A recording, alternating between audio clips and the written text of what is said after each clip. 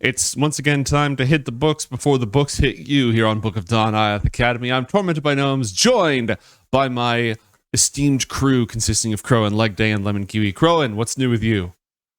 Just been diving headfirst into TFT land. Got regionals coming up this weekend, few days, so yeah, should be fun. Very cool. Very cool. Leg Day, what's cooking? How was your stream? Oh, not too bad. And now I'm ready to have a nice relaxed session where we go back to school and everything goes back to normal because we won, right, guys? Homework, prom, just normal school stuff. Gonna have prom too. Dating. Gonna trip over my shoelaces and roll for embarrassment. I have anger issues like the last one. Yeah, a little bit. Lemon, what's up? Good. Nothing. Wait, I missed the question. No, am I getting quiz? There will be a quiz, and if you fail, your character dies. We did pass the scuff check. I know. And you said hit us with books, but what book? Dun dun dun. Okay, go ahead. Yes, welcome to blank blank blank IOTH Academy. When last we left our heroes in the elven refuge of Andarud, suspended by the dimensional fluctuations of the gyre between the other world and the mortal world. Here, Alyxander and members of his dark academy struck at the very heart of Athalor's home, stealing its dawn magic for their own to recharge the book, to drain its power, to make themselves stronger, at the same time destabilizing the school. However, he did not expect the countermeasures that Athalor, Garnet, Mason, and Master Elnau had been preparing. A void magic ritual designed to cut off the Book of Dawn, cut Alyxander off from its power, negate it, check it. However, as Alyxander felt this power being cut off, unbeknownst to our heroes, in a moment of desperation, being as he is, a teenager, he attempted to absorb the entire power of the book all at once to make himself a god, or just at least to hold on to it before it could be taken away from him. And in so doing, he messed up the ritual and got dragged away with that void magic. Now, he seems to just be gone. And there's a hole in the gyre that is rapidly destabilizing it. Moments ago, the sage, recognizing that her former lover IOTH, who was trapped inside the pages of the very book that he wrote, may have just been wiped from existence, spoke one last farewell to the Archmage, then stepped into the gyre, which moments ago was a portal that led down to a secret chamber deep beneath the city where Athalor's uncle, Lamuriel, who long ago was transformed into an Ulitharid, awaits. Before confronting Alyxander and the forces of the Infernals, Athalor was there when the sage broke the defenses of Lamuriel's laboratory and then confronted him, seeing it as her sworn duty to kill Athalor's uncle for the threat that he poses to all of Anacra. Athalor convinced her to wait, to put off this important task while they confronted Alyxander together. Meanwhile, Master Elnau, Mason, Sventisco, and Garnet are departing to examine the location where the Book of Dawn was being used, a place that they were able to spy on using clever divination magic, a place they can no longer see through any means. Athalor is remaining with his cousin, Miahethil, and his father, Hadarai, and the Kothramoyer, the powerful abjurers who balance and maintain the gyre as they attempt to stabilize and save his home from this latest threat. Untermuller, the Wardens, and some of the other forces of IOTH Academy are in the middle of struggling against a powerful emerald golem that was wandering around the battlefield, targeting threats to the multiverse, void creatures, creatures from beyond, anything of the sort. I think I just covered everything. Anything missing? Any important details jump to mind? No, I think we're okay. Or momentarily not fucked. Okay. We turn first to Garnet, Sventisco, Mason, and Elnau.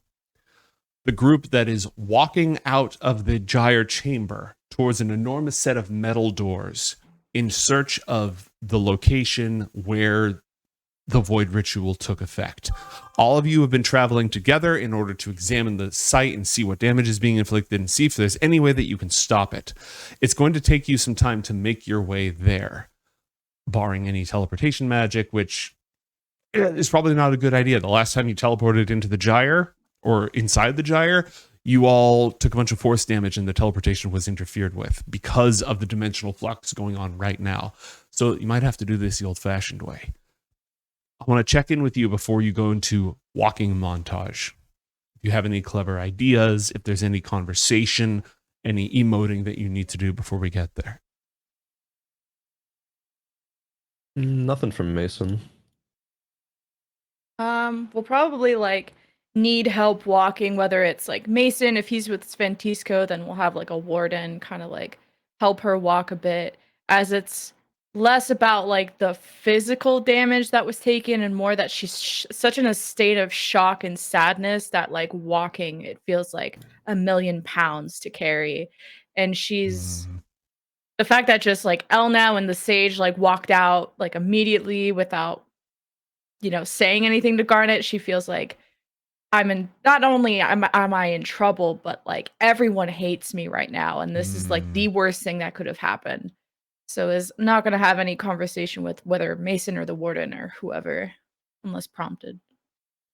Yeah, I think even though Sventisco Sventisco is there, Mason would still like offer to help Garnet walk and stuff, and just make sure that she's okay. She's the most probably visibly messed up out of this group. So yeah. Yeah, and she's like way more comforted by the fact that like Mason is the one helping her and like kind of like maybe leans like a head on his shoulders. Just like again, the weight is just so much, and is trying to not obviously do it in any kind of weird romantic way in front of Sventisco. And if she's a weird jealous type that would, try to mark that and not do anything weird, but is just looking for a sense of friend comfort right now as they walk montage. Sventisco is actually on your other side, has also noticed that you're in a bad state and is there for you. Whether you need the actual physical body carry or not, she's giving you that support right there. Mason on one side, Sventisco on the other. Elnau hurries, and you can hear her steps echoing through the chamber as she throws open the enormous metal doors that swing on their hinges by magic, revealing a long passageway, a bridge that is in the very center of the two-sided city of Andarud, hanging right between the two. It leads to spires and towers that go to either side. She remembers the direction, and she's heading there, out in front of all of you. And so our young heroes walk hastily through the city of Andarud. They have a long journey ahead of them down into the craft district far below, where they will attempt to survey the damage, which even now, Athalor, for the first time, putting his hands to the gyre, its emanations, its rhythm, its vibrations, the very tune of his heartbeat that he's carried with him all these years, a heartbeat that is now arrhythmic and too slow. You're familiar with this as you are with your own breath, and yet you have never actually set yourself to stabilizing or turning it in any way. But here you are alongside your cousin Meahethil and your father Hadarai, the leader of this refuge. What do you do? Athalor realizes his inexperience in this field, and his primary move at the moment is to try and be very observant as to what his father and Yaldrin and the other Kothramoy Moor are doing.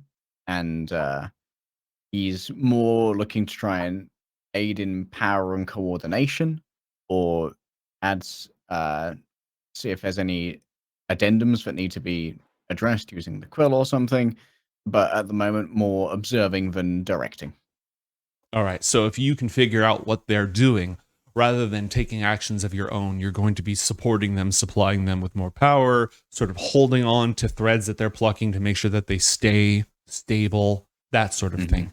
Give me an Arcana check with advantage to put your minds to this and see if you can comprehend what it is they're doing. Do we still have the telepathic bond, or is that broken? Should do. It 21. should, so long as you don't move more than like 7 miles away. Then yeah, you do. Okay. Athalor, you feel like you've been doing this your whole life. The gyre is it's like an immensely complex spell matrix that shapes itself. It doesn't require, outsiders direct it and push it, but it's a spell that's alive. It grows almost like a plant in its own way. And what the Kothramoyer do is almost cultivating it. When it grows out, when it spreads threads of power in different directions, they make sure that they grow back on themselves and it doesn't grow out of control.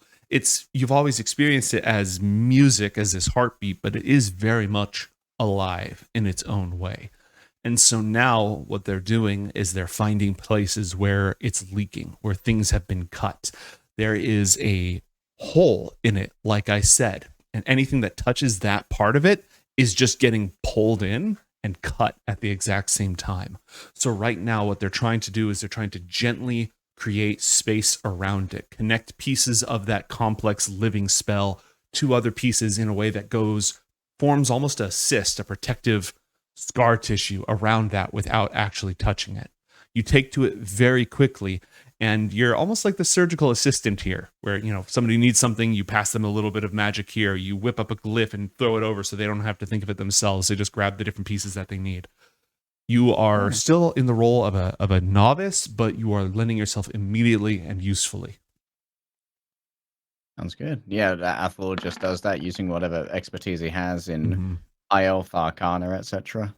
Or Dawn Elf, pardon me. Too much Warhammer. Your knowledge of IOTH's runes and your use of the quill makes it's unique. You can almost, if I was using the metaphor of it being alive, of threads or tendrils growing out, you can use the quill to dip into it and then draw new ones with its own energy. I have a cantrip called Channeling Runes as well, which might be particularly good as an unlimited resource. Yeah, absolutely. You're just like passing people runes. Like, I need 4 hands in order to do this. Here, have a rune.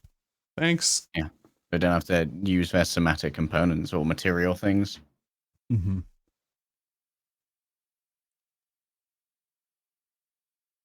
Okay. We cut to Mason, Garnet, and Sventisco as Elnau glances over the edge of the rail of this beautiful, intricate metal walkway through the very sky itself. How many of you have Featherfall? She asks. Me. Not me. Let me see if Sventisco has it. She does not, and that would be particularly helpful for her to have right now. Choose up to 5. How many do you have? You got 5. Let me see if I can carry anyone with this. Oh, Featherfall targets 5 creatures? Oh yeah, it does. It does? Yeah, no, you're good. But I have a ring of the ring of Featherfall. So you can't cast the spell. The ring only works on you. Can I like? We'll see. Can you Mary Poppins this? Can I Mary Poppins this shit? Actually, okay, Mason, Sventisco has a fly spell on you. Oh yeah, true. That is still active. She's like, Good call. all right, carry me. Will do. I can do that. Garnet, you have your ring, and Elnau has wings. She's over this walking shit. After checking in on everybody, she steps up onto the railing and then leaps forward, and her wings immediately catch the air, and she dives down like a falcon directly towards the target. All right, following along. Not as I'm graceful. imagining the Assassin's Creed. Yeah, exactly. Play the Altair sound. That music. In the background. Garnet, if you jump off wearing your ring, you're going to fall very slowly immediately. Oh. So, like, you jump off and... Could I, like, jump off, without, like, take the ring off and then put it on to just, it's a proper, like someone who's really bad at rappelling. I'm falling. Not now, Garnet.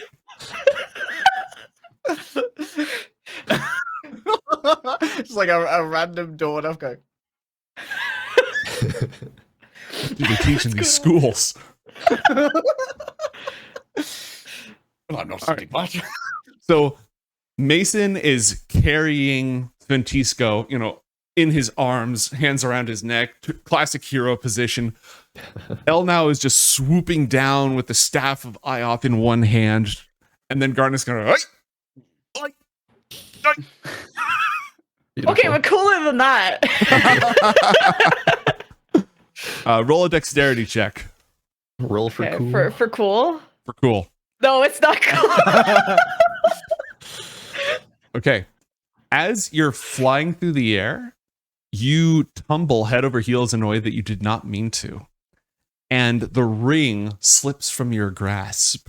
Roll a dexterity saving throw, please. Austin, this is how Garnet dies. A 14. You manage to grab it before it is lost. And then hastily panic throw it back on. And all right, given that we didn't just instantly kill your character, I suppose we can move on. Good Very survival, very Garnet. good. Good survival. God damn it. Okay. Athalor. Hmm? As you Hadarai is conducting, leading everybody, establishing, sending out ripples and echoes to everybody else to guide you in the direction that you want to go, highlighting places in the gyre that are turning in on itself and coming close into contact with the dead zone, which cannot be moved. No force, it's not something that can be shifted around to a different position. It is stable, and the gyre is moving, which means that new parts of it are constantly flowing towards it and have to be guided away. And whenever they're guided away, it changes the dimensional balance of the harmony between those two universes. So it's not just about keeping the gyre from being destroyed, it's about doing so without, splitting half the populace into two dimensions at the same time, fatally. It's very complicated. And none of this is helped by the fact that a voice echoes in your head. I am in mortal peril.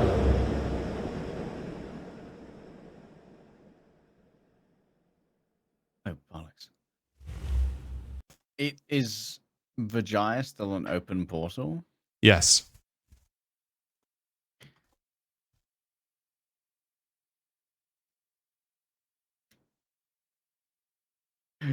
I take it the voidy bit is not the portal. Correct. The voidy bit, hold on, let me show chat. They don't see. The voidy bit is the bad zone, the bad part. Ah, okay. Yeah, that's So it's not the dead spot. Okay, that makes sense. Athalor kind of shuffles around the circle of Kothramoy more towards his family. The sages. I think she's with Uncle. You see him tense. You see the tendons in his neck go iron stiff. As once again, he is frozen between his duty to his entire people and his duty to his family.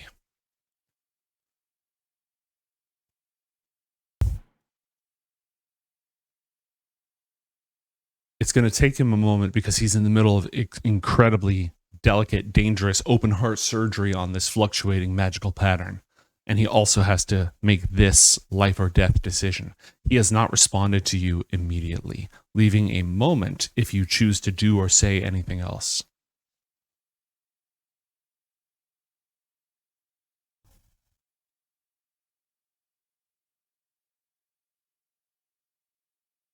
Athalor tries to form a telepathic bond with his father. It forms effortlessly. Please exit me out of this call, please. You've been removed. User left your channel. I hear screaming. Ah! Just-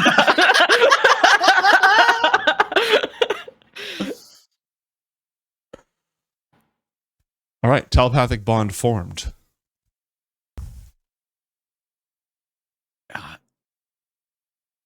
You could.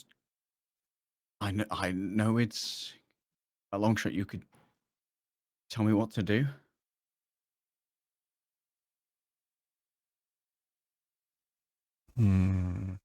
Roll a persuasion check for me, please.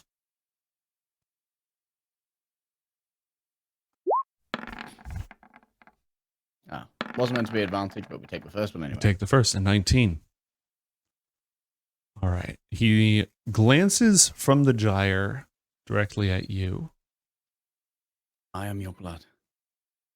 The gyre and my heart are one and the same. We can do this. I promise. He slowly nods. And in the silence of your mind, I trust you.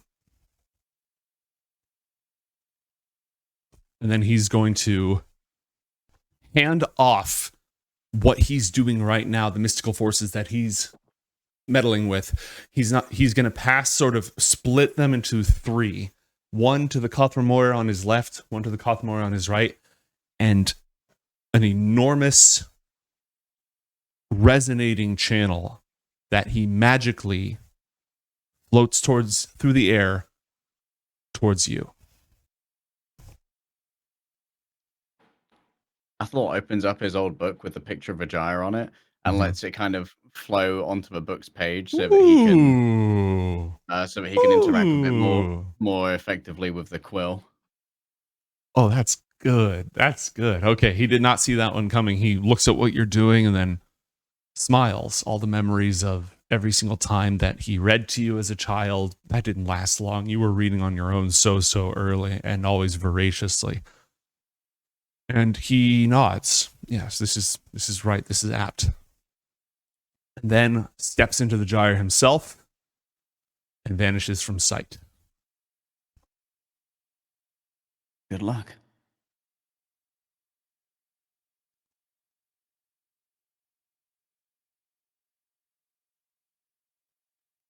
Okay. Far below in the city, as our heroes plunge rapidly, you fall at 600 feet per second when you're falling, and it's less than that to get to the bottom. It's more like 500 feet from side to side. No, that'd be pretty close. It's more than that. The short of it is it's going to take you a few rounds to make the plunge, but I would like Mason and Garnet to please roll perception checks for me in this moment. Okay. See, like, Despair's Herald going the other way. Peace. Okay. 19's all around. Both of you see, not far from, pretty far, but below you, you see a beautiful 2-story combination artificer's workshop and home, beautifully crafted, has been just absolutely smashed through from above. It's been practically destroyed. There's a huge hole in it and it's crushed and something's moving around in it. How big is the hole that's in the top of it? It's at least like 10 feet wide. Monka. And this is not the site we're trying to get to, right? This is just... It's kind of in the same neighborhood, but it's not the same site. And something's moving in it? Mm-hmm. What the? I guess would motion to, or kind of like call to Sven, like, Sven, do you see that? Do you see what's in there? She looks down and she doesn't have a clearer view than either of you do. I don't like that. We don't need any more problems. Elna's like way like below us, right? Mm-hmm. Has she like stopped or anything, or is it still just like going? She's she's noticed it. Eyes on the prize. If she's noticed, she hasn't changed direction. It's a few blocks from there, your actual target. Okay. Do either of you do anything? Change course at all? I mean, Garnet pretty much has only one course. But again, this impact site is almost directly beneath you.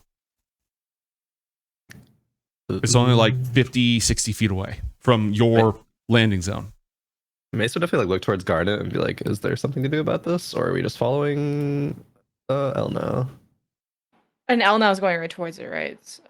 She's not heading towards the impact site. She's heading several blocks away, which is the place that you saw with divination magic. It's where the disaster site of the Book of Dawn can be found. I'll probably message Mason and just say like, well, since I'm landing here anyway, I'll take a quick look, but we should follow Elle now. Are you gonna let Anna know that? Make sure she doesn't get too far ahead if it's something dangerous. It's maybe just a survivor of. I mean, are the machines gone? We haven't seen any like machines on our way down or anything, right? Not recently. There's signs of sporadic fighting, but it seems like this was not a full-scale invasion. It was a few very strong enemies that arrived. It was like a tactical strike with small teams designed to deal maximum damage. What was that? Imagine if it was the warden who was with them. No one gave me a ring! I mean, I'm just gonna touch down, look, and leave. We don't have time. Okay. Can't really change course anyway, as I'm just slowly falling down. And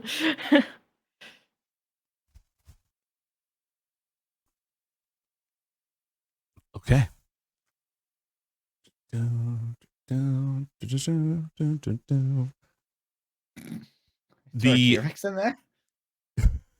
side of the building on the bottom floor bursts open. Garnet, since you're still going directly down, Mason, are you going towards that side, or are you veering off to follow Elle now? Kind of like in the middle-ish, just like make sure that we have like a line of sight of Garnet in case there's anything up with that. Like Splitting a little the bit closer to Garnet, but yeah, splitting the distance a little bit. Give me another round of perception checks, and take yours with disadvantage, please, Mason, because you are being non-committal. Ooh. Okay. Yeah, whatever it is, it just smashed through the side of the building, and it seems to be making its way. If you're falling here, and it's here, it's moving here to be it's heading directly towards your actual landing point. Garnet. Is there any sounds that? Does it sound like machinery that is moving, or?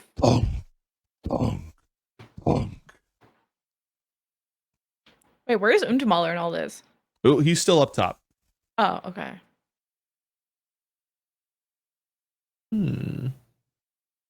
I'll say, hello? Coming in hot. And just is gonna descend. This is my little umbrella. I'm Mary Poppins, y'all.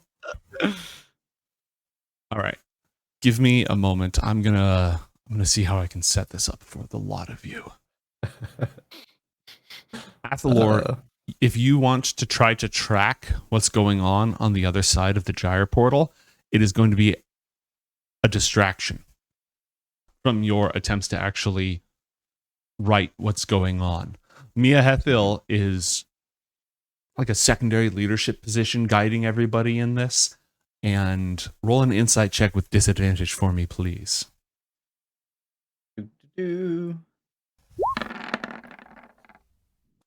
Okay. Yeah, clueless. You lack critical information. He seems fine with all of this. Yep. Absolutely good to go. All right, now that you've switched to using this literary approach, this book knowledge, what are you using here? Is there a different skill that you can apply aside from Arcana?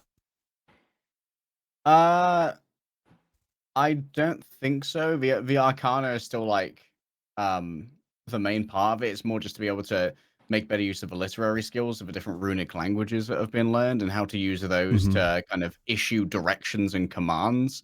Okay. And also, I suppose it might give a little bit more insight into whether Vijaya has like a personality as opposed to more random movements.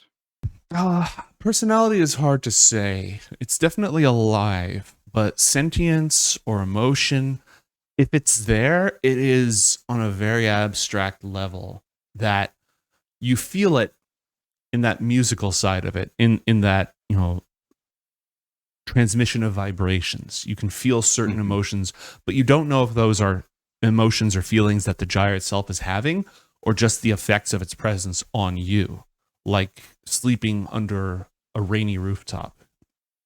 Certain sounds that are just soothing. So it's difficult to attribute actual emotion to it. Vibrations are easier to like pass back as well due to like the scratching of the nib on the pages and the sound that it makes. Excellent. Are you proficient in calligrapher's tools?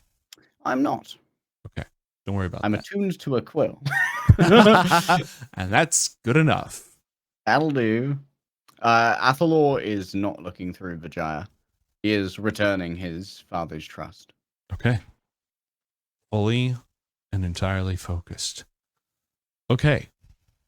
And now we turn to Garnet, who lands in the street in the Artificer's district. And it shouldn't be this dark, so let me get you some sunlight. And you touch down the last few feet with Featherfall. There doesn't seem to be anybody on this street. Anybody who's nearby must have scampered when whatever it is, you hear something smashing through a wall. Mason is how far? He's going to be like 60 feet away. I'll put him close in a moment. Okay. Do I really not have sunlight? Okay, I'm just going to spam a bunch of torches. Please stand by while I spam a bunch of torches. And I will put Sventisco and Mason into play on the rooftops. Over here. Chat can't see the map, Yes. I guess. So, here is Garnet landing. Here is Sventisco and Mason on their way. And bursting through a wall down at the end of the street is the Emerald Golem. Oh yeah. Oh yeah. The Kool-Aid Man of Justice. Where is he? I don't see him. Yep, give me 1 sec to drop him. He's at the end of the street. I'm going to put him all the way down at the end of the street. Over. Yeah, here. Whoop.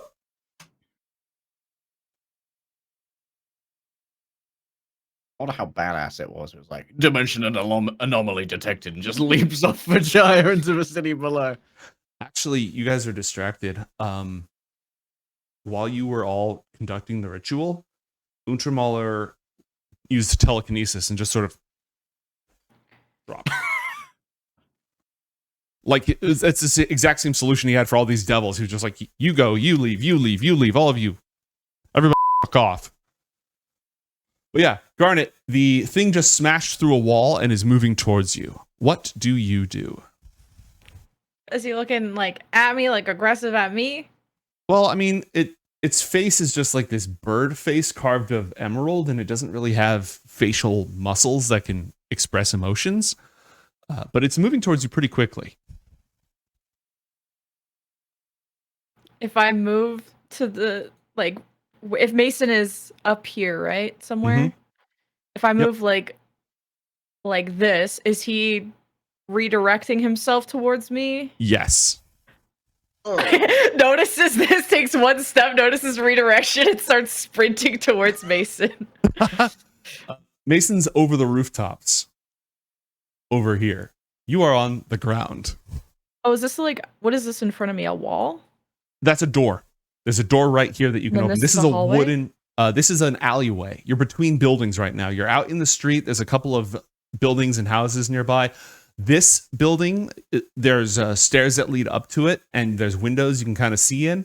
There's a main door here, and there's like almost like a carriage door right here. Big old wooden carriage door.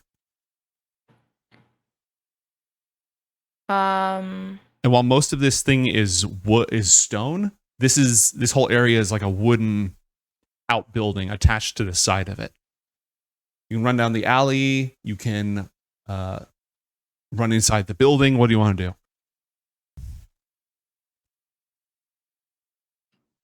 Trying to see if point of order. mirror illusion or minor illusion can move. I don't- It I can be think that Garnet's speed is also 40 at the moment, because I believe I cast Long Strider on her last time. And that's not a concentration effect, right? Nope. All right. And it lasts for an hour. Can minor illusion move? I don't make it move? believe so because it's only a cantrip. You create a sound or you create an image.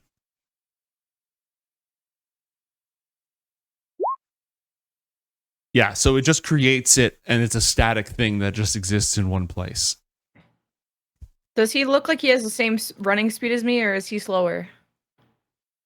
He moves at 30 feet. You're slightly faster right now. I'm running him. I'm going through the hall.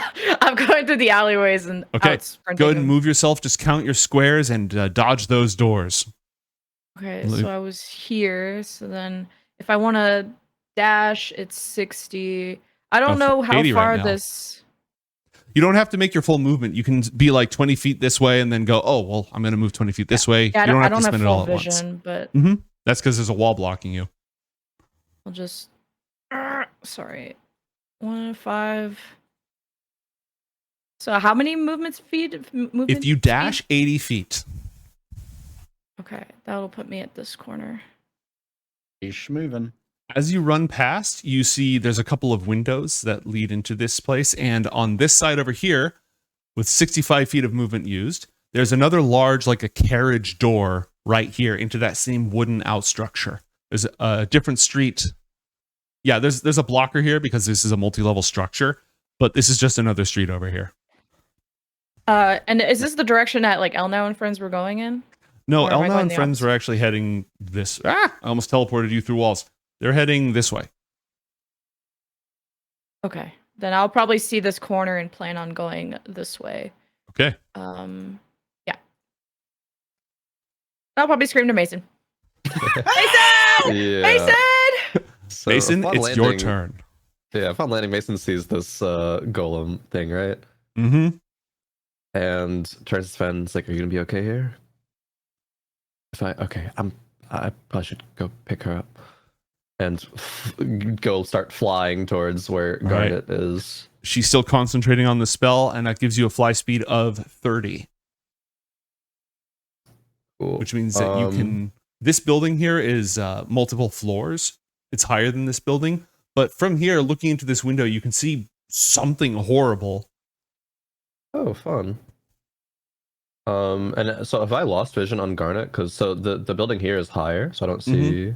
Okay, so yeah. But you would have you were flying down, so you'd know she's in this direction. Okay, I guess would fly up and over this building. Mm-hmm. If- All right, I'm gonna have to get weird here. So let's see Yeah. how we can get weird.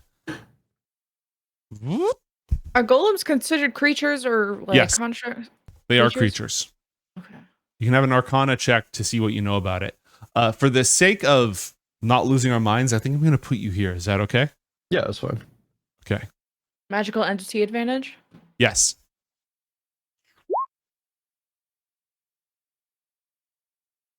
A 23. This is a very obscure golem. It's not common for them to be created at all. They are, like I said, enforcers of natural law. They almost occur spontaneously. They are many golems, including this one, are immune to any spell that would affect or alter its form. Can't be petrified, can't be polymorphed, things like that. They're also usually Including magic charm? immune to the charmed, exhausted, frightened, paralyzed, petrified, poisoned. Most of them are A big immune or golem. resistant to weapons and poison and psychic damage. It's if you want to hurt a golem, you usually need either a magic weapon or a weapon forged of adamantine. You said magic resistant? Yes, meaning they have advantage on saves against magic. Saving throws against spells. Now, if your spell uses an attack roll, they don't have any special protections against that.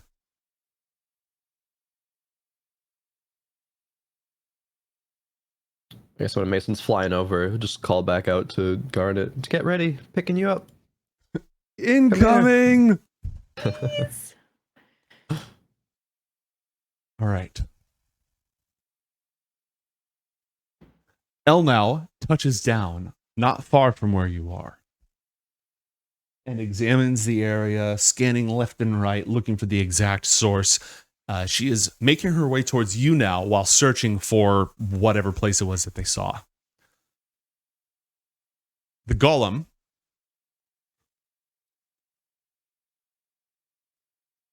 is now out of sight, but you hear smashing sounds.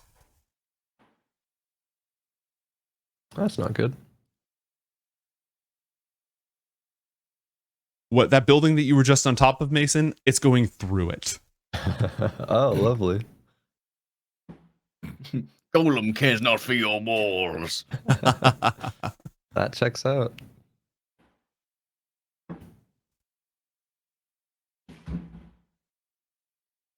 Hmm. Mm. Well, I have some action figures that I have to play with here real quick. Hang on. Oh no, the innocents in the buildings. Dexterity saving throws.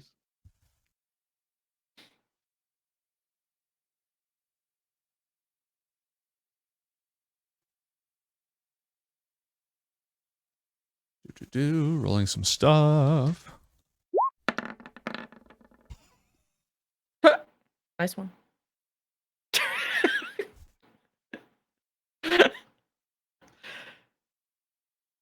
The golem dies.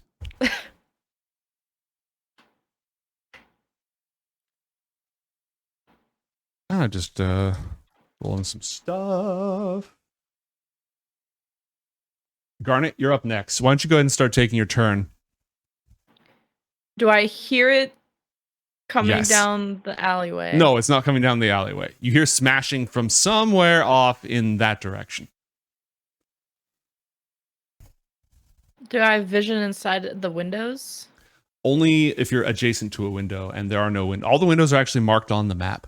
You passed one earlier over here, but you kind of ran right past it. Oh.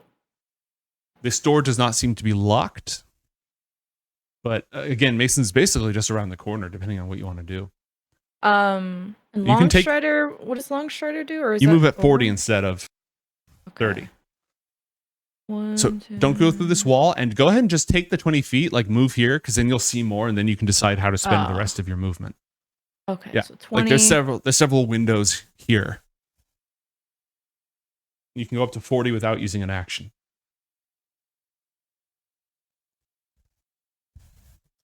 I'm going to spend 40.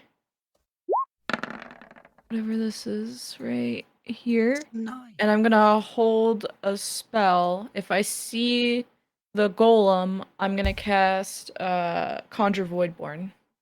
Ooh, okay. Okay.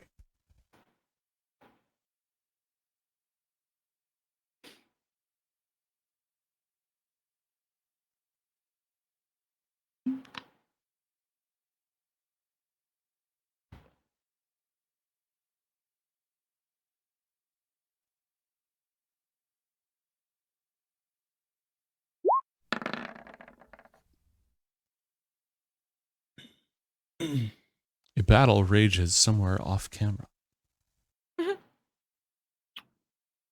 Mason, you're up. All right. Guess what? Oh, we see Garnet. Go over to Garnet. And pick her up. Hey. Uppies. Uppies. All right. And what from there? Start just ascending more than anything. Straight Trying to- up. If the golem ends up getting here to get out of its range, but the golem was crashing through buildings, and Sventisco was on top of a building. So Mhm. when we're ascending, we're looking right towards Sventisco and seeing if she is still on top of a building. Yes, she is. She's sort of shaking, and over on the other side, as roofing goes sliding off in every direction, and a section of the building collapses, but she's not standing on it. Okay, she's good. Cool. All right, we just climb heights to get feasibly out of golem, at least auto attack range, and then going back towards where Sventisco was and towards El now too. All right. You have the advantage. Hello. I'm just going to go ahead and get rid of this guy for the time being. He's just there. Oh, You have the okay, mobility hello. advantage. And so shortly afterwards, you're united with El now. Cool. Oh, she flies over to us? Mm-hmm. Or okay. Yeah. You reunite and she flies over to you.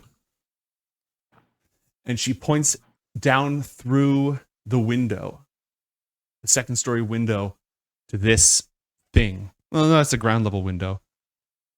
And she points directly at that. One of their minions, a lesser fiend. This is the place. What does she mean by fiend? As you glance through that window, you see a half molten pile of flesh, vaguely in the shape of a humanoid, slumping around. And there's another one, and they just seem to be milling aimlessly in the parlor of this building. Do we have to worry about the golem?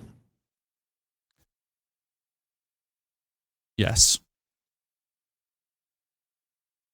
If its purpose is what I believe, then it's also going to be attracted to the damage site.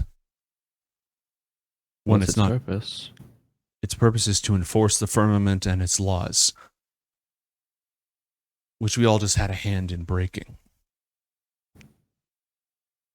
It's not concerned with intent. Obviously, we were doing the right thing, but it's still going to be in play. Okay. How strong is it? I saw how it absorbed the power of the gyre. It feeds off of magic. We need to avoid it or slow it down whenever we can. And like Garnet's already like concentrating on holding a spell, so she says like I can slow it down. Okay, good. On my mark, we're going to enter this building and find the stairs down to the basement. Ready? Yeah. Right. And El now flits over to the window, jumps. Oh no, these stairs go up, and steps down the staircase. And a moment later, you hear a blast of magic. Is it like loud, like the golem would have heard it, kind of loud? Her magic was quiet. The thing dying was not. Right. So you follow her in. Mm-hmm. Yeah, I'll probably go last. If it sounds like the golem's coming up towards us, then I'll go last. Okay, yeah, it's barging through the buildings on its way over to you.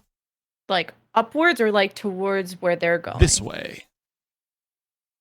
So it's coming from this direction. Correct. Okay, then I'll wait for Sventisco to go, and then I'll drop. Okay, I'll let you know when we get there. Athalor. As you're attempting to coordinate all of these different abjurers, all of whom are significantly more skilled in the arcane arts, and full mages who've graduated from whatever their equivalent to the academy is, some of whom may have even attended the school, it is a lot to handle. Roll an intelligence saving throw for me, please. I'm going to use my rare inspiration on this one. Yeah, go ahead. Well chosen. You are somehow able to keep all of these patterns in your mind by thinking of them as runes and all the complex rune work that you've done. It's a way of almost offloading the mental burden. You don't have to hold these new patterns in your head. You can translate them or inscribe them in your mind into these different forms. And the way that IOTH's runes interlock with each other and combine meanings depending on how they're positioned means you can store lots of complex information in a way that you easily understand. The gyre's power flows through the pages of your book, giving it that same glowing silvery light as the ink on it is replaced by this power and almost rewriting itself. Your quill swishes across the surface, picking up strands in its wake, tying and untying knots and literally writing this thing the way that you want it. However, at the same time, it continues to shift and a significant bundle of tones is on a collision course with the dead spot. How are you going to handle that? So you characterized it previously as if each strand was symbolic of a physical place in the universe, right? Or a relationship between two physical places. Yes. Okay. And do any of the vibrations feel different for each of these strands? Mm-hmm. It's like each one is a different tone, and all of them together and the way that they're organized create that rhythm that you're familiar with. So I could theoretically recognize the tone of Athalor's home, or Mhm. the tone of the sanctum. Possibly, yes. Okay, good to know. This cache of tones that is heading in there. Mhm. Anything familiar about it? It reminds you of the quiet, alone places high up above the city, between the two sides of the city, in the infrastructure of sort of the sky palaces. Would you describe the movement of these strands as orbital? Yes. I would like to propose using some of my quicken spell meta magic to try and make it miss the orbital precipice. Ooh, I like that. Okay. With Quicken Spell, you sort of create a shortcut and hastened it so that it's going to move that. You can try to change the direction. You decide not to. You just make it go faster so that by the time that it shifts into that place, it misses the dead spot entirely. Good call. Burn that sorcery point for me. Well done. Is there anything in my mental link from the father, or is he very busy? Father's very busy right now. Good to know. Let's see if anything else is going to go down here real quick.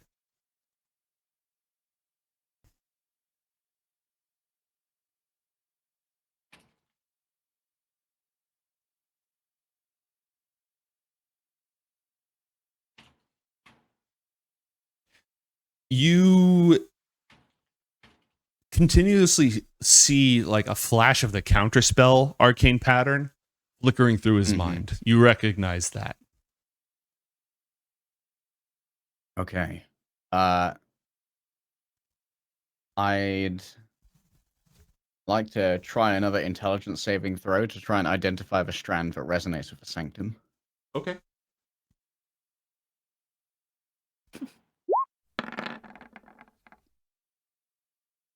A 17.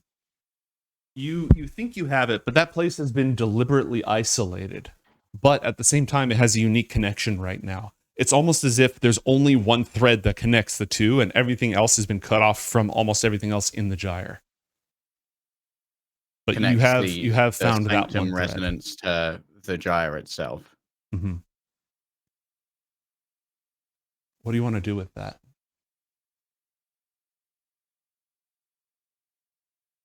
I figure that with 3 powerful magic users in there are probably 3 kind of nodes on this thread. Mm-hmm. And I'd like to try and split them up to other threads, just have a thread just go through. Okay, if you do that, that is going to distract you from your primary duty right now. That is something you've never tried to do before, and even though you have an instinct for this, you're also trying to coordinate the efforts of all these powerful abjurers at the exact same time. So it would not be without risk. I figured. Is that what you want to try to do? Athalor is just looking at a little bit of mental prep work right now. Got it.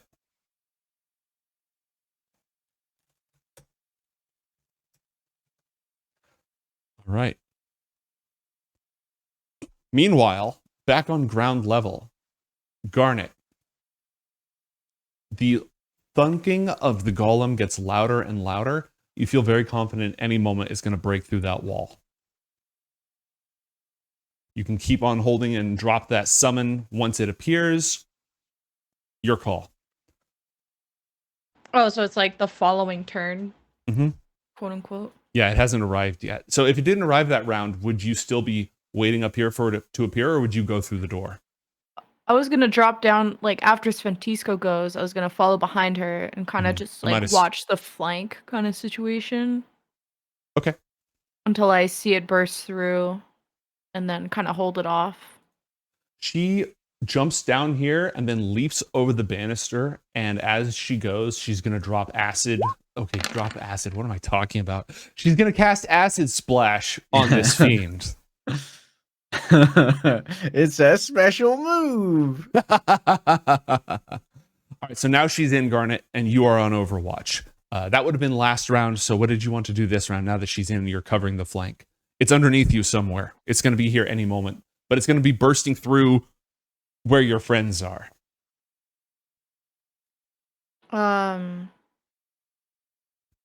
Maybe I'll try to, if it's like in this sort of area, is there like a door like to lead outwards? Yeah, there's a door over here. Okay. Would I be able to like go outside?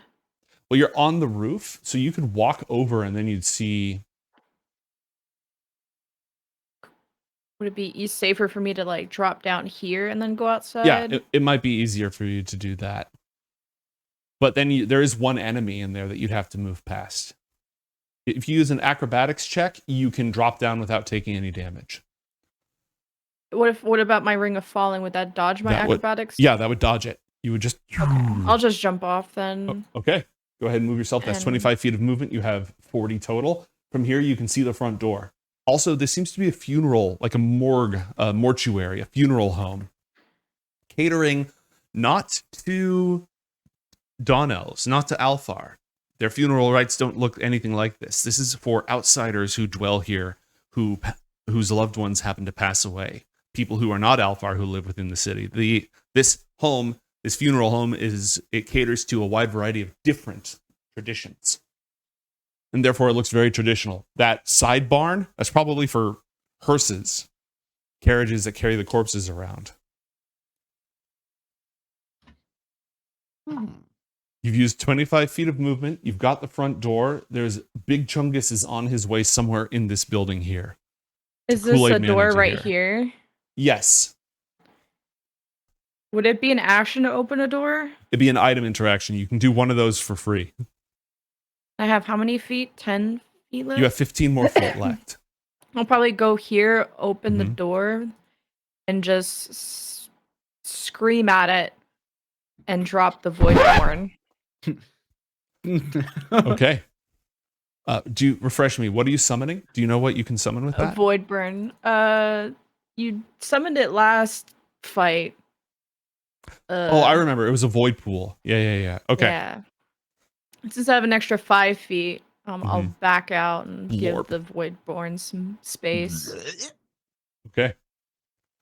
It goes immediately after you, correct? According to the spell? Roll initiative for the creature, which takes its own turns. Okay. You got a 7. Could I put it in front of me so it blocks? You can do that. Lorp. And I will use my reaction to command it to attack it. So I gotta roll a bunch of damage here. 1 second, sorry. No, you're good. Okay, I need 2d6 of psychic. Oh, come on, bro. Let's go. Right in the brain. That is not let's go. That is a... Oh, I thought you were that funeral home is mine. I'm going to be in it. It's a short walk. And then 1d6, which I'm so half of 1, I still round up to 1, right? Correct. Minimum damage is 1. Okay. I'll command it to attack it. And I'll continue verbally harassing it. Roll an intimidation check. Oh yeah. Oops. I did advantage, but 14, unfortunately. All right. Athalor. At this point, your knowledge is incredibly helpful, but it also takes a powerful will. And that part of you that is a sorcerer is still driven by instinct. I'd like you to make a charisma check to continue guiding the flows of energy here. 22. You are absolutely a natural. Your cousin, your second cousin once removed, Miahethil, you're too busy, you're too focused. And this is the part where not only are you understanding it with the runes, but you are also feeling it. This resonance that has been with you all your life, now it's a part of you. And you are echoing back to it. And you know how to change those resonances within yourself and echo them back to change its behavior. And unbeknownst to you, Miahethil is watching and is very impressed. Aside from just keeping your home from exploding, is there anything you want to do this round? Honing on the 3 nodes on the thread. Mm-hmm. Is there anything identifiable about each of them? Does one of them feel like me? Yes, you instantly recognize Uncle. And Uncle is not using a lot of magic. The other two absolutely are. Like they're the sage's line flares up with that scintillating blue, that hum of deep sleep, and then Hadarai seizes it and unravels it. Those two, their spells are bouncing off of each other and going back and forth. Uncle isn't casting spells right now. Okay, and do I have any idea what thread might represent Athalor's home? Yeah, you do. How far is it? I'm picturing this very much as an orb. Mm-hmm. If where you are right now is in the very heart of it, your home wouldn't be too far, and it would be roughly on the same level because it was up high between the two cities is where the palace is.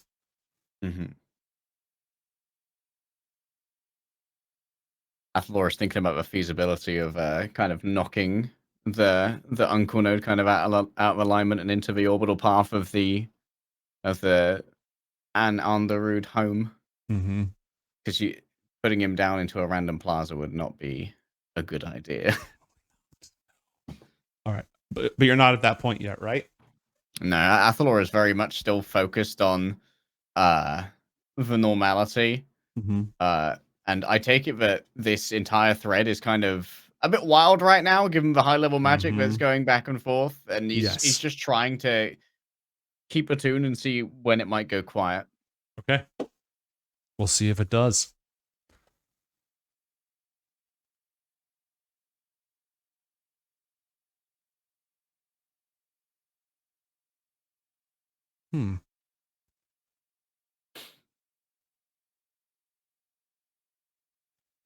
A chilling flare of power echoes from your father.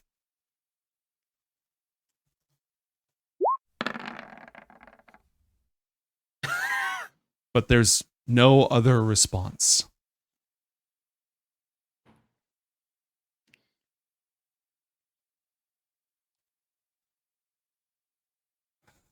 Okay. Mason, back to you. You are inside. There is one.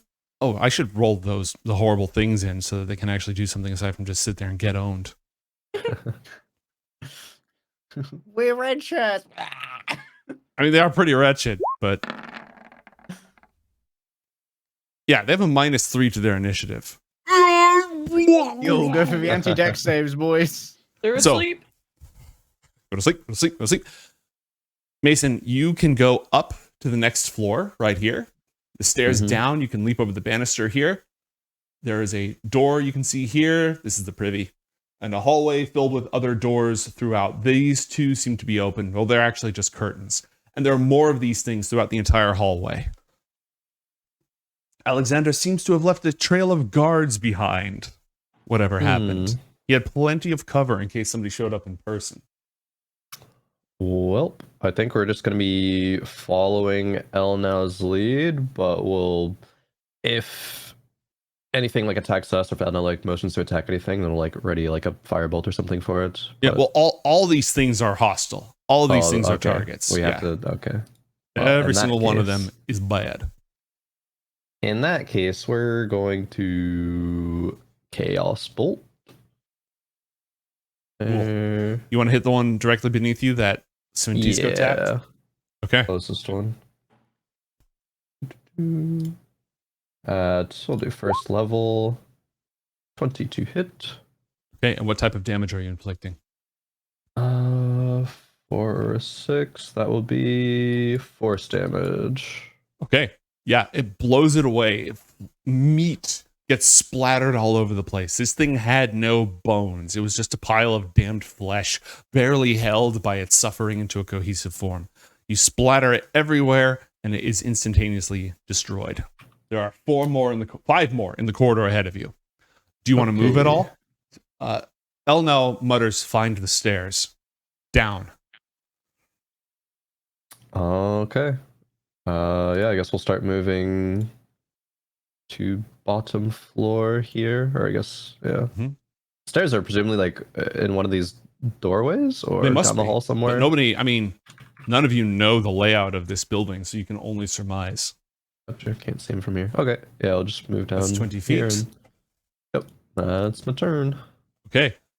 Garnet, your summoned monster obeys your will. And it reaches out to engulf the emerald golem in the embrace of the void. Blorp. That is a hit.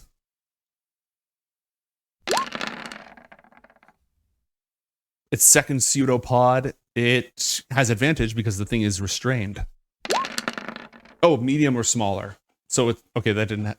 Never mind. It's not grappled. Is it so large? Is Yeah, it it's a large. creature? It's a large sized creature, but it does slap it for 8 points of necrotic damage. Does it have a? Oh, the 14 doesn't hit. No, the 14 does not hit. Woo!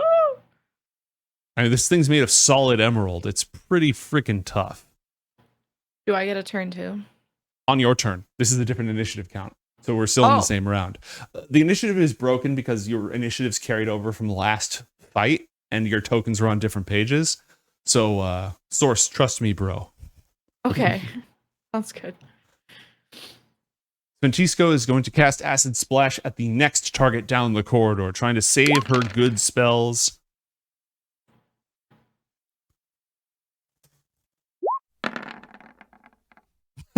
A natural 1. She melts its face off.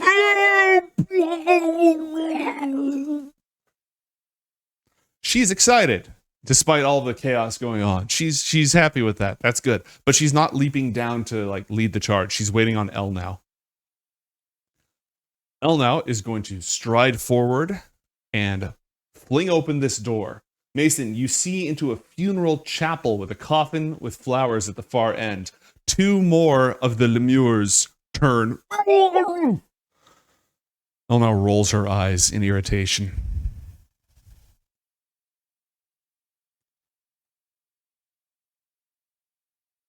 And casts a lightning bolt down this corridor. Zock.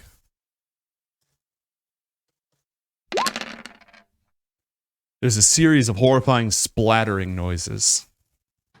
Goddamn. That was a sick roll. What the hell? It was a high roll for a lot of trash mobs. She's just using this to clear the crowd, but you know, Oh, we take this. Elno is not taking any shit today. I don't have time for you Scoobies. Don't mess with Elno when she hasn't had her coffee. All right, Garnet. The Emerald Golem is not tracking you. It's tracking this abomination that you've just summoned. And it is going to smash it back into... It's already made of goo. The Golem wants to smash it into even more goo. Your goo's armor class is 8. Okay. Come on and slam. Goddamn. And welcome to the jam. It starts beating the absolute crap out of it, splattering it for 44 points of damage. Let me reveal that health bar for you, just so you have an idea. Boop, boop. There you go. Health bar. I don't see it. Oh. The Void Pool's health bar? Yeah, I see it, but not a number. Yeah. Well, I wasn't going to show you the number. It's at about 2/3. We'll just go ahead and use the... Oh, thank God. I thought he got one shot.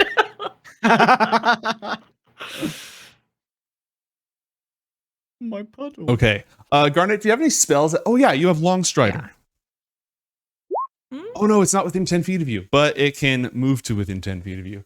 It's going to But shift. I'm outside and he's in the building. Yeah, all right. It Alright. can't steal your magic. Damn it. It wants to, but it can't. Wait a minute. Can this thing be dispelled? What's the duration on Long Strider, 1 hour.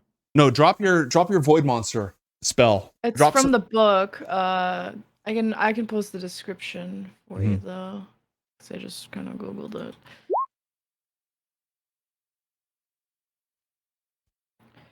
with your concentration. It's concentration up to 1 hour. Oh, cool. It's going to destroy that. It's going to absorb the spell that But summoned it's it. void magic. So I was thinking like void magic, like how does he absorb void magic? I was thinking that interaction was what I accept your lore explanation. I accept it.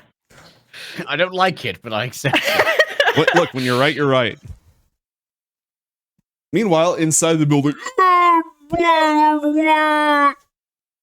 is my turn later? Yeah. Okay, good.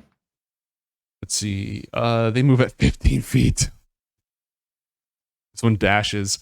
One of them is able to make its way up to El now and attempts to slap her and fails. More of them come shambling out from the corridor, from this curtain, which is just sort of open. Mason, you can now hear there's just a party around the corner. Oh yeah. End of round. Untermaler, no idea what he's doing. The Kothramoyer, they're working. The Sage, let's see if we can figure out what she's up to. Is Sventisco about to finally pop off with the one Tasha's Caustic Brew that's going to absolutely dominate? My time This is has her come. moment.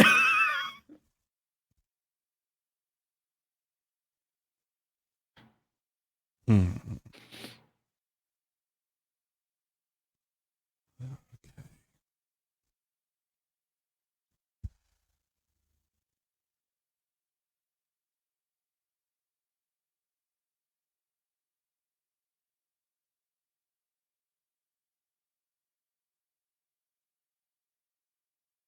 Yeah, we'll do that. Why not? You feel a chilling sound ring up the Sage's thread. It's familiar. Toll the Dead. Huh.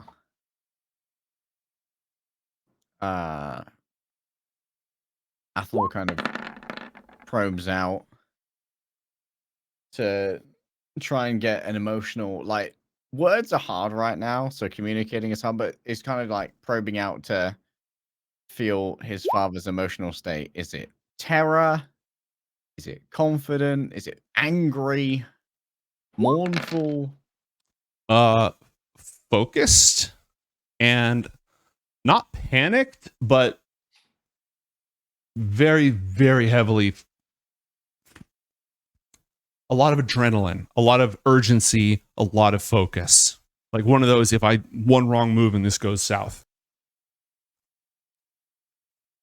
Okay. All right. Athalor is going to continue to try and make good on his father's trust and put 100% of his effort into the stabilization of Andarud. Also, this little voidy sphere. Mhm. Can I do an intelligence check to see what I remember about the holding case for the Sphere of Annihilation? Yes, you can. A 21. You know, remember back in like year 1 or 2, It's adamantine, I believe. Uncle was going to help you build something that would control the sphere that Garnet created. Mm-hmm. Was encourage you to take planar meta geometry, and use your sculpting to create some kind of a talisman that would influence it and adjust its position in space-time. That, combined with the stabilizing effects of the adamantine cage, you realize you're more familiar with the arcane principles than you originally thought. Are you planning on doing something with that? Athalor is letting his mouth speak with his brain busy, and he's Mhm. reciting all the facts he knows about that adamantine cage towards the Kothramoy Moor and the Eldrin. Mm-hmm. And like, he'll obviously to his second uncle cousin is like how they hold the orb of annihilation. He talks about Elnaswib and how they should do something similar in the Okay. heart of Vijaya. Trying to transmit or create like a little model of it, just almost like sketching the principles quickly so that you can communicate, and trying to pass that through while also gathering all of this force. Athalor kind of assumes that in a essentially a mystic armory that Mhm. someone would be able to get some adamantine up here fairly quickly. Yes, they would. They have a decent amount of that stuff around here. He wants it to be physically constructed. Oh, all right. Because he views all of this as temporary measures, it's continuously like disrupting these orbits. Mm-hmm. And the orbit decay, as we all know, in the next 50 years, as satellites begin crashing to Earth, not fun over a long term. What's that syndrome called where they all hit each other and create an inescapable sphere of shrapnel and doom? Kepler syndrome? Yeah, Kepler Is that it? system. Garnet, it is your turn. In accordance with the prophecy, on an initiative count 21. Oh, progress. I'm gonna step 5 feet back and am just like panicking to hold this back, and have taken a bit of damage, but is not planning on leaving this situation. Mm-hmm. So is going to take out the book, snap her fingers, and cast Shatter in a way to target the golem, but also the roof above it, so that Okay. it comes crashing down. Okay. All right. And doesn't touch the void. So 10. I have it from the book again. I can post the thing. Mm-hmm. So a 10-foot radius, right? So you should be able to do it. Yeah, 10-foot radius sphere. So if you do it like back here, bam. All right. That's a Constitution saving throw, which it makes with advantage against the original effect. And But it's made well, it of gets inorganic material. disadvantage. So Yeah. natural save, I guess. Oh yeah, that just flattens it out. Very nice. Smart. I got a 15. What's your spell save DC? 16. There we go. Roll 3d8. Ooh. 21 points of damage. No whammies. The sound of Oh. emeralds cracking resonates through, and then the rest of the building collapses on top of this thing.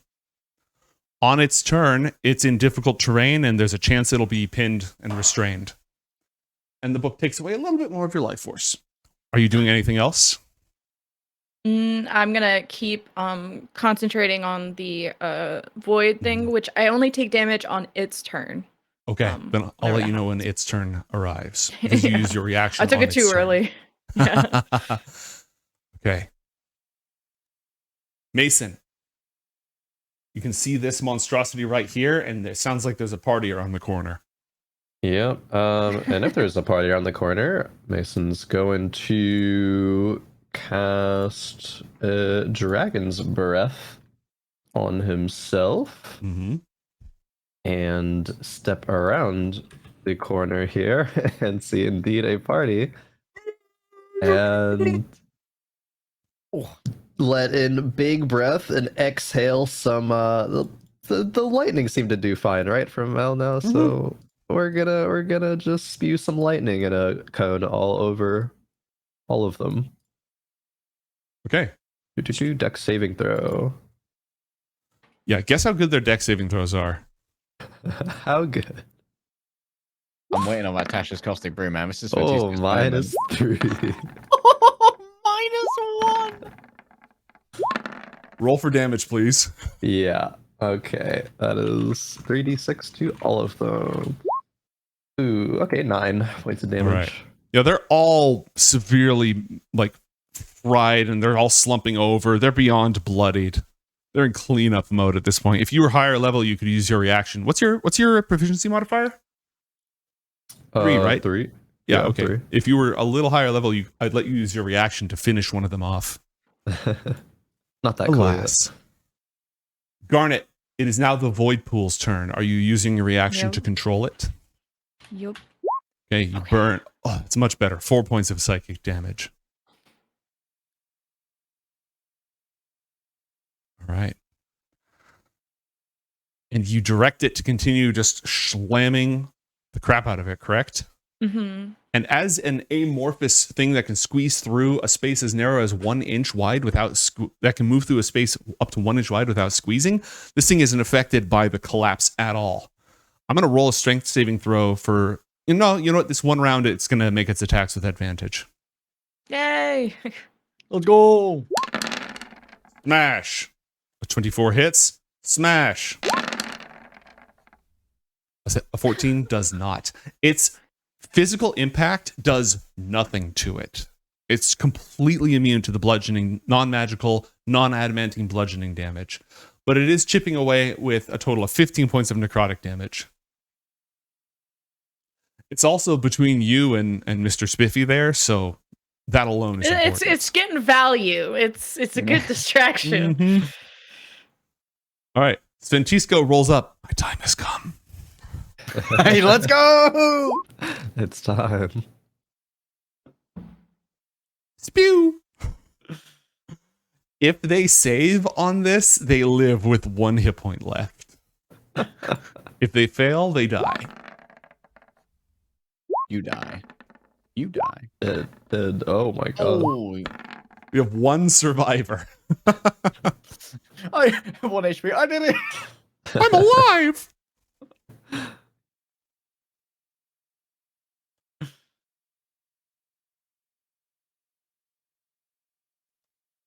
As she just melts the absolute hell out of these miserable fiends. Nice. Elna's turn. She is going to beat the crap out of the one directly in front of her with IOTH's staff. That's inglorious. She's just going to slap it.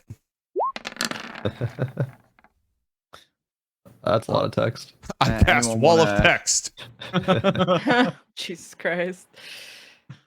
And she burns a charge to deal a little bit of extra damage. And by burning 1 charge, she just slaps this guy out of existence. Splat. And she'll use some sorcery points to cast a quickened spell on the other one. Because again, she's got shit to do.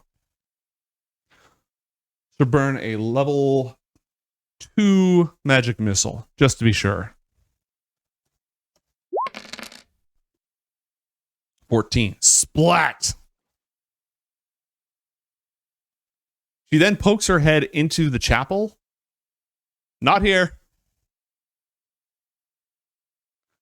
And walks right past the guy who has 1 hit point left, who's going to make an attack of opportunity. She does not Doesn't give she a fuck. refuses to respect or acknowledge him.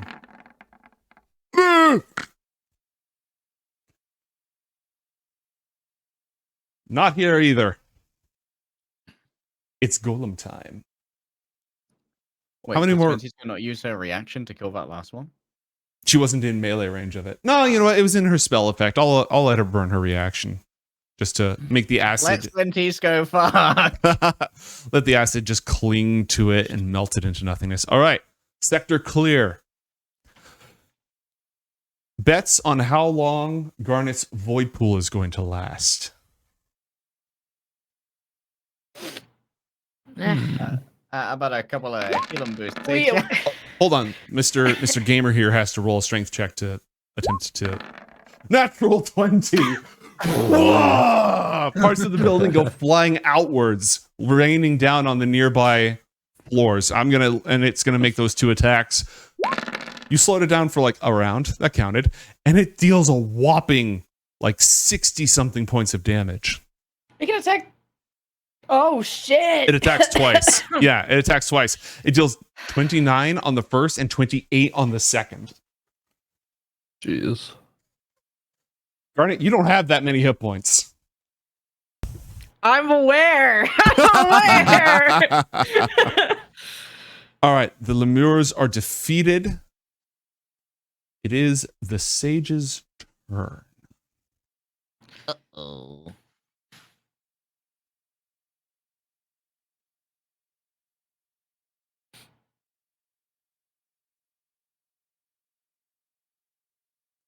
Okay.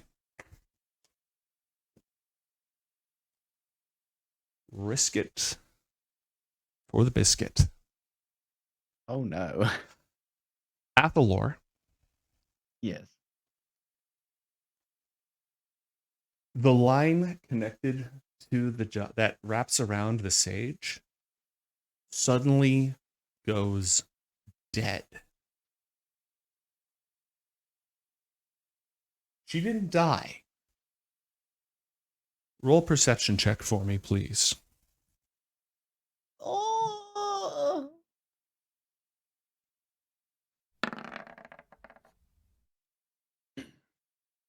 30-20. Indirectly, through that connection that you're tapped into, you hear a single word. One word. A word that none of us can speak and none of us can withstand. A word of power. Uncle immediately counterspells it. The sage counterspells his counterspell. Hadarai desperately attempts to counterspell it. But he doesn't have a level 9 spell slot, which means he has to roll for this. He's got good numbers on it. Oh, a 28! Let's go, Dad! Okay. And thanks to Hadarai's desperate intervention, the sage fails to snuff out Uncle's life with a power word kill spell. God damn! She got one of those. And we will return to Garnet as the Emerald Golem attempts to smash the crap out of her. Mason trying to find his way down to the site of the magical disaster. And Athalor seeing if there's anything he can do about an epic archmage attempting to kill the crap out of his uncle when we come back from a short break.